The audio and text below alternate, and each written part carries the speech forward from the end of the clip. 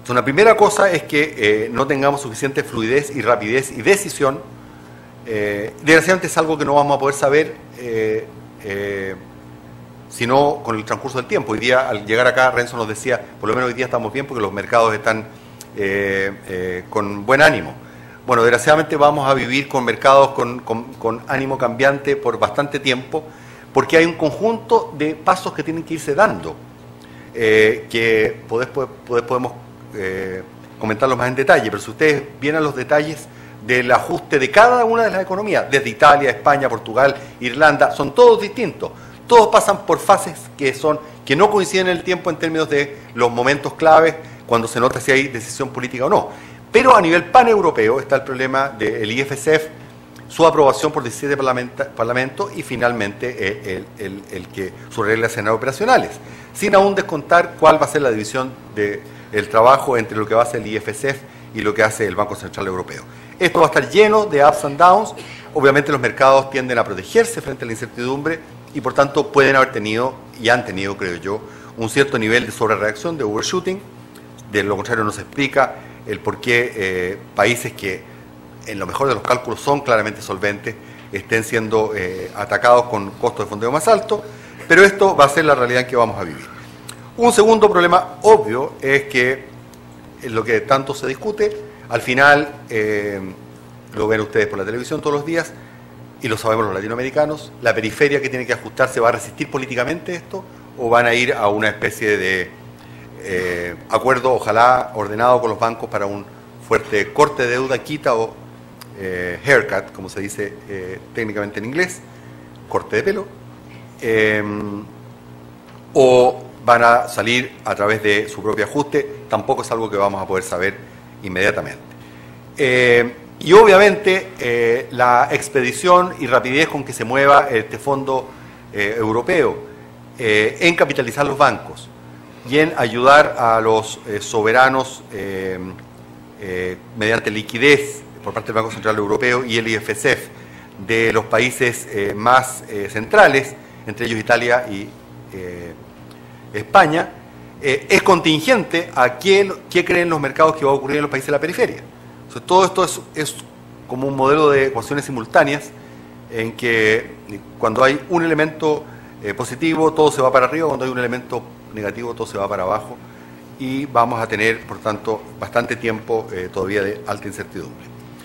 El segundo riesgo, lo voy a mostrar en un rato más, es que Estados Unidos, producto de su problema político, entre en una consolidación fiscal inadecuadamente rápida, demasiado rápida, atendido lo débil que está la economía americana y algunos incipientes señales también de debilidad en el sistema financiero, que obviamente no se verían beneficiadas con una desaceleración en Estados Unidos producto de una consolidación fiscal más rápida.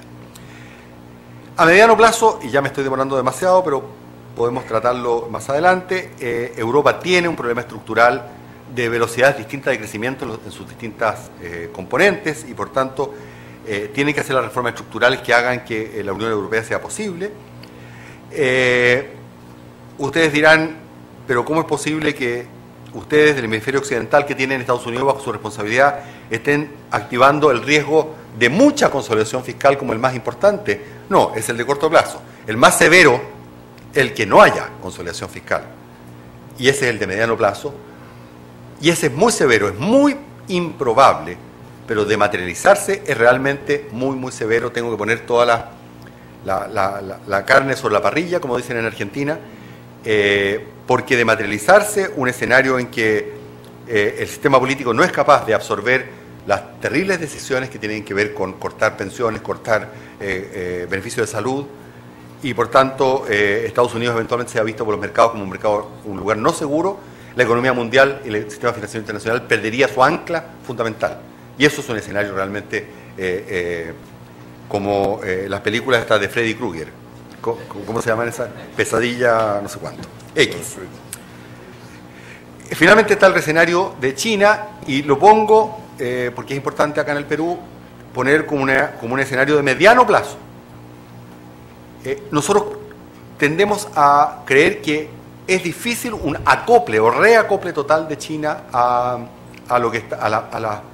al malés de Europa y de Estados Unidos, lo que quiero decir en simple es que creemos que China va a seguir, tiene capacidad de seguir estimulando en el corto plazo y por tanto creemos que las materias primas se van a mantener en un valor relativamente interesante, al menos en el corto plazo. Pero obviamente la capacidad de China, como lo voy a ver en un momento más, de seguir estimulando su economía con mercados de exportación hacia Estados Unidos y Europa débiles, comienza a ir en el territorio de rendimientos decrecientes y por tanto a mediano plazo, de no reflotarse Europa y Estados Unidos y por tanto las exportaciones chinas hacia esos mercados, el problema de las materias primas se puede poner francamente cuesta arriba. No es algo inminente, pero es algo que podría ocurrir más adelante. Bueno, creo que a través de todos los comentarios, de alguna forma he dejado implícito cuál es el nombre del juego. El nombre del juego hoy día es tener una respuesta adecuada que básicamente implica que Europa se ponga finalmente de acuerdo en permitir el Fondo de Estabilización Europea y que le den una implementación rápida, incluyendo potencialmente una mayor dimensión de recursos para poner una coraza de guerra, un war chest, para toda la Europa que está haciendo los deberes en términos de tener deuda sostenible. Se requiere, por ejemplo, para decir que en el caso de Italia, el Parlamento italiano apruebe todos los elementos de reforma estructural, porque Italia no tiene un elemento de gran déficit, tiene un déficit moderado, tiene un elemento muy difícil, que tiene mucha deuda y que no crece. Si Italia no hace reformas estructurales, tiene problemas de sustentabilidad. España tiene más deuda y tiene más déficit, pero ha hecho más reformas estructurales. Entonces acá cada uno está un poco distinto. Los que están relativamente mejor, por ejemplo, han sido los de Latvia, un país más chico. Irlanda parece estar saliendo un poco del bosque. Entonces esto, como les digo, requiere que cada uno haga lo adecuado en su nivel y que a nivel paneuropeo esté claro que existen los fondos posibles para poder sujetar a los bancos, evitar su deleverage y el Banco Central Europeo continúe manteniendo liquidez y no haya fatiga de ajuste por parte de los bancos, perdón, de los países, de los soberanos. En Estados Unidos requerimos, evidentemente, que haya un plan claro de mediano plazo, pero que no se pongan a cortar excesivamente en el corto plazo, porque la economía es muy débil. Y en el caso de China, necesitamos que, obviamente, el menor dinamismo inevitable de las exportaciones sea exitosamente sustituido por mayor demanda interna, particularmente de consumo. Obviamente, todos son varios if, sí. Pueden haber algunos no, y podemos entrar en la respuesta inadecuada, en que alguno de estos elementos se desengrana y podemos entrar en un círculo vicioso. Bueno, de momento estamos en el ojo de la tormenta. Vean ustedes lo que está ocurriendo con los spreads, los credit default swaps de la periferia de Europa. Claramente el mercado no está convencido de que el territorio virtuoso sea el que se va a materializar y se están haciendo todos los esfuerzos desde la reunión de bancos centrales y ministros de Hacienda en Washington hace 1 o 2 semanas atrás, para que cada uno cumpla su papel, pero esto es un desafío para la humanidad en su conjunto que no tiene precedente, por lo menos en el último tiempo, y difícilmente si alguna vez. Y por tanto los riesgos son grandes, aunque, les insisto, los riesgos no son los mismos para distintas partes del planeta, y claramente en este lado del mundo es posiblemente donde, si mantenemos el timón firme, tenemos menos riesgos. Pero las presiones más recientes han comenzado a afectar América Latina 5, son Brasil, Chile, Colombia, México y Perú, y ustedes han visto que hay un cierto impacto sobre el riesgo de los bonos soberanos. No hemos sentido nada todavía sobre presiones de financiamiento para la banca continúa muy líquida y muy solvente, pero sí más restricciones crediticias para los soberanos. Estados Unidos, aquí me voy a ir rápido porque me estoy demorando mucho, pero hay 3 posibilidades. Uno, que al presidente Obama le aprueben parte del paquete que mandó. Y en ese caso tendríamos en el 2012 una contracción fiscal, vean la barra azul, del orden de 1,2% del PIB. Lo que, habida cuenta de la debilidad de la economía americana, es un ajuste bastante significativo, consistente con que Estados Unidos se mantenga en territorio positivo, esto es, siga creciendo, pero es un ajuste difícil de absorber.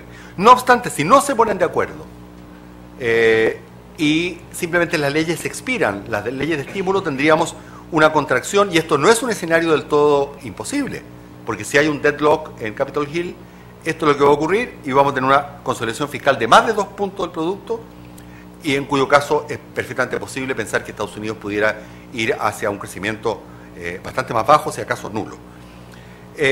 Si se adopta completamente el acta de trabajo del presidente Obama, tendríamos un ligero estímulo fiscal este año, que sería consistente con que la economía americana sea más resiliente este año, pero estaríamos con un problema en el año siguiente que veríamos cómo abordar, porque podría ser un overkilling para el año 2013. O sea, esto hay que seguirlo de cerca. Estados Unidos no está fuera del bosque y su política fiscal va a ser muy importante, habida cuenta lo que sigue ocurriendo en el mercado de la vivienda y los hogares. En China, y con esto voy terminando, ¿cuál es el problema? Básicamente que, como lo dice la línea roja, desde Lehman a esta parte con mayor fuerza, las exportaciones, el menor dinamismo de las exportaciones ha sido sustituido tal de mantener el crecimiento del PIB donde está en China por un incremento de la inversión, sobre todo la inversión pública. Y vean ustedes que la inversión sobre el PIB, la línea roja, ha crecido hasta niveles que francamente cuesta pensar cómo se puede encontrar una utilización eficiente de esos recursos con esas tasas de inversión. No obstante, el que debiera haber jugado el rol más importante de la demanda efectiva, que es el consumo, ha venido sistemáticamente cayendo con una cierta estabilización hacia el final del 2010. Lo que necesitamos es que estas líneas se abran de nuevo, que suba el azul y que la roja baje. Pero eso no es fácil desde un punto de vista de política económica, porque requiere un conjunto de medidas que hagan que el consumo se expanda, y eso básicamente tiene que ver con mecanismos de protección social, porque los chinos ahorran mucho, habida cuenta que no hay mecanismo de protección social y por tanto tienen que ahorrar para su vejez. Si hubiese mecanismo de protección social, posiblemente los chinos estarían en disposición, las familias, a consumir más y podríamos tener menos sobreinversión y más consumo. Eso es lo clave. Eso es un elemento muy importante de aquí a 1 o 2 años. Obviamente, si hay una caída brutal de las exportaciones, producto de que Estados Unidos y Europa se enfrían, podríamos tener problemas con China y por tanto con los commodities. No lo vemos como el escenario más plausible en el corto plazo, pero lo vemos como un desafío grande en el mediano plazo, porque en cualquier caso, les insisto, creemos que la recuperación de Europa y de Estados Unidos va a ser extraordinariamente lenta.